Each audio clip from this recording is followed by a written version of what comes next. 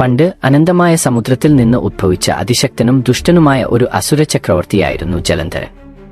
മഹാവിഷ്ണു പാലാഴി കടഞ്ഞപ്പോൾ പുറത്തുവന്ന ശക്തിയിൽ നിന്നാണ് ജലന്ധരൻ ജനിച്ചത് എന്നും അതുകൊണ്ടുതന്നെ അവന്റെ ശക്തിക്ക് സമുദ്രത്തിന്റെ അത്രയും ആഴവും വ്യാപ്തിയും ഉണ്ടായിരുന്നു എന്നും വിശ്വസിക്കപ്പെടുന്നു.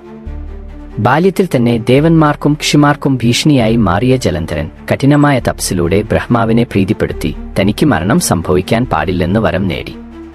എന്നാൽ അമരത്വം നിഷേധിച്ച ബ്രഹ്മാവ് ശിവനല്ലാതെ മറ്റൊരാൾക്കും നിന്നെ വധിക്കാൻ സാധിക്കില്ല എന്ന വരം നൽകി. ഈ വരത്തിന്റെ ബലത്തിൽ അഹങ്കാരിയായ ജലന്ധരൻ വൃന്ദ എന്ന അതിസുന്ദരിയായ ഒരു സ്ത്രീയെ വിവാഹം കഴിച്ചു. വൃന്ദയാകട്ടെ തന്റെ ഭർത്താവിനോട് അചഞ്ചലമായ പാതിവൃത്യം പുലർത്തി. അവളുടെ പരിശുദ്ധിയായിരുന്നു ജലന്ധരന്റെ ശക്തിയുടെ പ്രധാന ഉറവിടം. ഈ ശക്തിയുടെ ബലത്തിൽ അവൻ സ്വർഗം ആക്രമിക്കുകയും ഇന്ദ്രൻ ഉൾപ്പെടെയുള്ള ദേവന്മാരെ പുറത്താക്കുകയും 3 ലോകങ്ങളിലും തന്റെ ആധിപത്യം സ്ഥാപിക്കുകയും ചെയ്തു. ജലന്ധരന്റെ അക്രമങ്ങൾ വർദ്ധിച്ചപ്പോൾ ദേവന്മാരെല്ലാം ചേർന്ന് മഹാവിഷ്ണുവിന്റെ സഹായം തേടി. എന്നാൽ ജലന്ധരൻ വിഷ്ണുവിന് തുല്യനായ ശക്തിയായിരുന്നതുകൊണ്ട് വിഷ്ണു പോലും അവനെ നേരിട്ട് വധിക്കാൻ വിഷമിച്ചു. മാത്രമല്ല വൃന്ദയുടെ പാതിവൃത്യം അവന്റെ ഒരു കവചമായിരുന്നു. ആ കവചം തകർത്താൽ മാത്രമേ അവനെ വധിക്കാൻ സാധിക്കുമായിരുന്നുള്ളൂ. അതിനാൽ മഹാവിഷ്ണു ഒരു തന്ത്രം ആസൂത്രണം ചെയ്തു.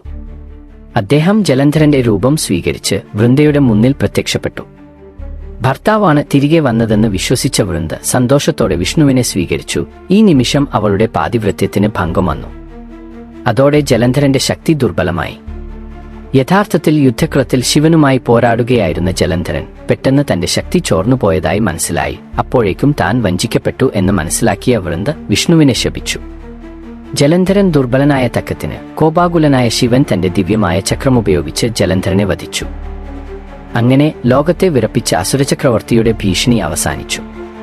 ജലന്ധരന്റെ കഥ പാതിവൃത്യത്തിന്റെ ശക്തി എത്ര വലുതാണെന്നും ലോകത്തിന്റെ സന്തുലിതാവസ്ഥ നിലനിർത്താൻ ദേവന്മാർക്ക് ചിലപ്പോൾ തന്ത്രങ്ങൾ പ്രയോഗിക്കേണ്ടി വരുമെന്നും ഓർമ്മിപ്പിക്കുന്നു.